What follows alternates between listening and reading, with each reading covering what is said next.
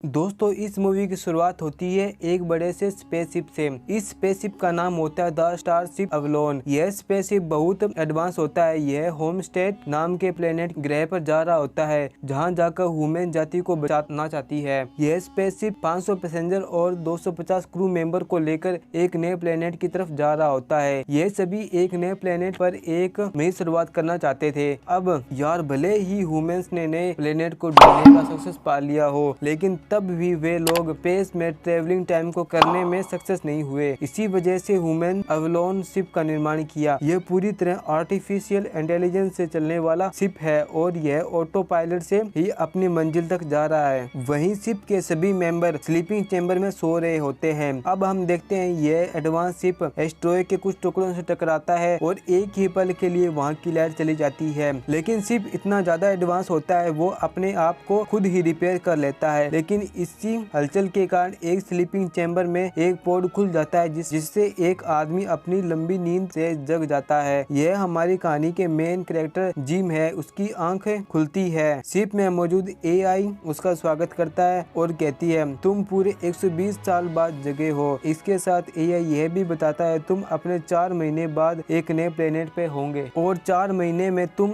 Ship के सभी दूसरे मेंबर से मिल सकते हो और शिप का वही बाकी सुविधाओं का लाभ उठा सकते हो। इतनी लंबी नींद के बाद वो बहुत थक जाता है, इसलिए अपने रूम में जाकर आराम करता है। वो अगले दिन तैयार होकर शिप में मौजूद सभी साथियों से मिलने जाता है, लेकिन वहाँ उसे कोई भी नहीं दिखता। वो हर रूम और डिवीजन में जाकर चेक करता है, लेकिन उसे कोई भी इंसान नहीं दिखता। वो अंत में स्लीपिंग चैम्बर में जाता है, तब उसे दिखता है सभी पैसेंजर अभी भी सो रहे हैं। वो समझ जाता है कुछ तो गड़बड़ है। जिम क्रू मेंबर की स्लीपिंग चैम्बर में जाने की कोशिश करता है, पर क्रू मेंबर का दरवाजा एक हाई टेक दरवाजे से लॉक होता है और किसी भी पैसेंजर को वहां जाने की इजाजत नहीं होती है। इसके बाद जिम एआई से पूछता है आखिर हम कहां पर है। तभी एआई उसे बताता है कि हम अभी जर्नी के बीच में ही है और आने वाले 90 साल बाद हम एक नए प्लेनेट पे पहुंच जाएंगे। यह पूरी जर्नी 120 साल की है। इस शिप को शुरू हुए अभी 30 साल हुए हैं। अब जिम को समझ आ जाता है वो वक्त से पहले जाग चुका है। वो स्लीपिंग चैम्बर में फिर एक बार सोने की कोशिश करता है, लेकिन उसे कोई भी आइडिया नहीं होता उसे ठीक कैसे किया जाए। वो धरती पर अपनी परेशानी की एक रिकॉर्डिंग भी भेजता है, लेकिन एआई उसे बताता है धरती से वापस शिप पर मैसेज आने में 55 साल का समय लग जाएगा। अब यार पूरे दुख के साथ जिम पूरे शिप में घूमने लगता है। तभी एक बार में उसे एक इंसान दिखाई देता है। अब वो बहुत खुश होकर जिम उसके पास जाता है, लेकिन पास जाने पर वो तो एक सिर्फ रोबोट होता है। अब इस रोबोट का नाम आर्थर होता है। जिम एक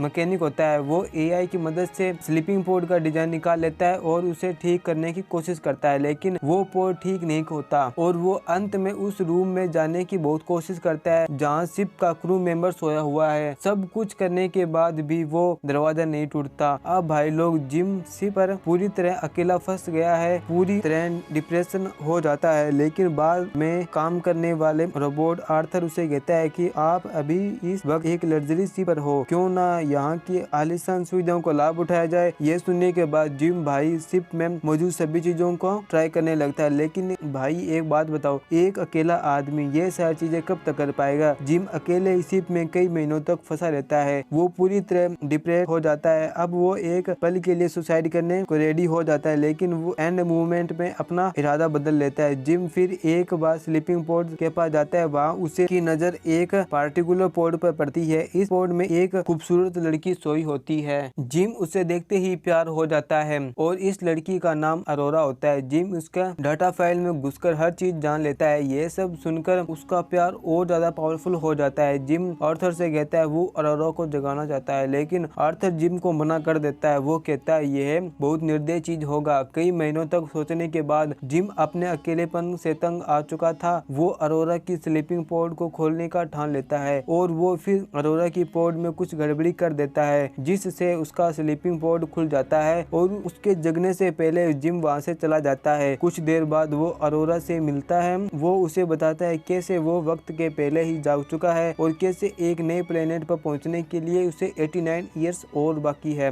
अरोरा ये सब सुनकर डर जाती है और फिर से स्लीपिंग पोड में सोने की कोशिश करती है, लेकिन जिम उसे बताता है कि एक पार्टिकुलर ट्रीटमेंट के बिना जो के साथ अर्थ में किया था स्लीपिंग पोड में फिर से सोना नामुमकिन है और कुछ दिनों दिनों के बाद अरोरा भी अपनी किस्मत को एक्सेप्ट कर लेती है और जिम के साथ शिप में सारी चीजें एक्सप्लोर करने लगती है। जैसे जैसे जिम अरोरा को प्यार करने लगा था वैसे ही अरोरा जिम से प्यार करने लगती है। अब यहाँ जिम आर्थर से प्रॉमिस करवाता है कि वो अरोरा को कभी भी सच्चाई नहीं बताएगा। वो जिम ने ही अरोरा को जगाया है। अरोरा एक राइटर होती है, शिप में अपनी लाइफ के बारे में लिखना शुरू कर देती है और जिम के साथ और क्लोज होने लग जाती है। अब फाइनली जिम डिसाइड करता है कि वो अरोरा को प्रपोज करेगा। इधर अरोरा आर्थर के साथ बार में बैठी होती है जहाँ वो आर्थर को बताती है जिम और मेरे बीच कोई भी सीक्रेट नहीं है। फिर आर्थर अरोरा से कहता है कि फिर तो तुम्हें यह भी पता होगा जिम ने जानबूझकर तुम्हें स्लीपिंग पोड से जगाया था। और यही बात पर बवाल मच जाता है। यह सुनकर अरोरा को बहुत बड़ा झटका लगता है।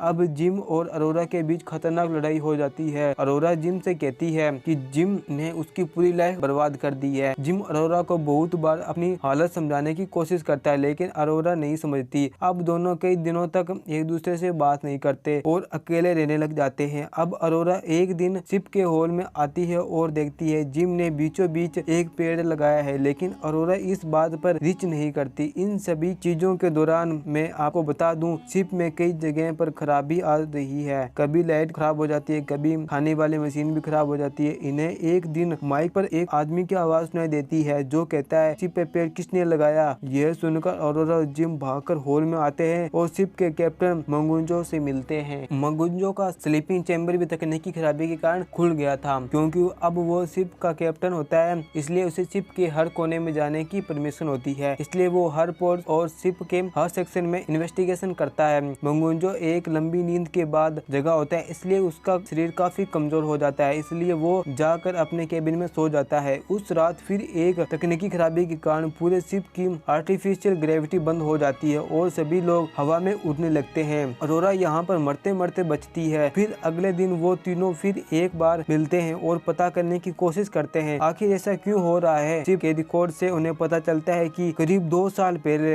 एस्ट्रॉयड का टुकड़ा शिप से टकराया था, तभी से शिप में यह प्रॉब्लम शुरू हुई है। अब यह सभी चल ही रहा था, मंगुंजो बेहोश हो जाता है। अब अरोरा और जिम इसे हीलिंग पोड में ले जाते हैं जहाँ उसे बहुत तरीकों का ट्रीटमेंट किया जा सकता था लेकिन कैप्टन को बहुत सारी बीमारी होती है, उसे ठीक कर पाना नामुमकिन होता है और उसके कुछ ही घंटे बाद उसकी मौत हो जाती है। अब उसने मरने से पहले वो जिम और अरोरा को अपना बैंड देता है और कहता है शिप में जो भी खराबी है उसे ठीक करने की जिम्मेदारी तुम्हारी है। अब जिम और अरोरा शिप के हर सेक्शन में जाकर छानबीन करते हैं और हर जगह ढूंढने के बाद भी वो लोग शिप के पावर सेक्शन को चेक करते हैं जहाँ जाकर उन्हें पता चलता है कि एस्ट्रॉयड के टकराने से छेद हो गया है। उस छेद से पावर रिएक्टर की सारी गर्मी शिप में आ रही है। वो किसी तरह छेद को बंद करने में कामयाब हो जाता है लेकिन पावर रिएक्टर की गर्मी अभी भी शिप में बंद रहती है। शिप की गर्मी निकालने के लिए उन्हें गेट खोलना होगा जो सारे हीट को स्पेस में फेंक देगा लेकिन दुर्भाग्य से वो दरवाजा जाम हो जाता है। अब दोनों में से एक को शिप के बाहर जाना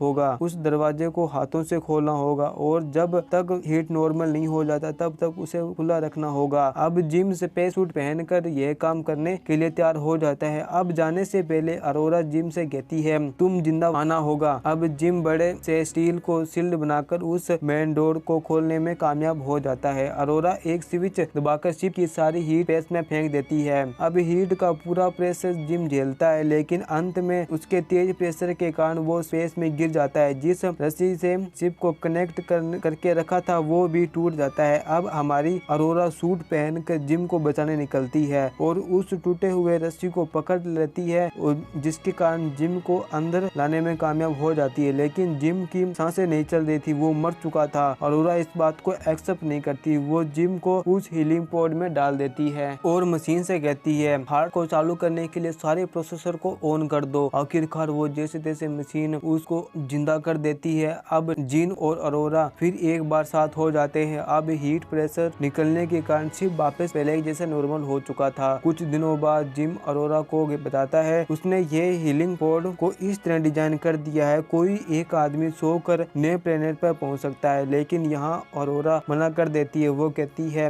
वो और जिन एक साथ स्पेस में पर अपनी जिंदगी बताएंगे। अब मूवी के लास्ट में हम देखते हैं बाकी के स्लीपिंग पोड से सारे पैसेंजर निकल आ जाते हैं। जब वो मेन हॉल में पहुंचते हैं वहाँ देखते हैं पूरी जगह पेड़ पौधों से घिरा हुआ है। अरोरा की लिखी हुई बुक्स वो उन्हें मिलती है, उन्हें उससे पता चलता है कैसे जिम और अरोरा ने मिलकर शिप के साथ साथ क्रू मेंबर्स को बचाया था। इसी के साथ ये मूवी यहीं पर एंड हो जाती है। Thanks for watching.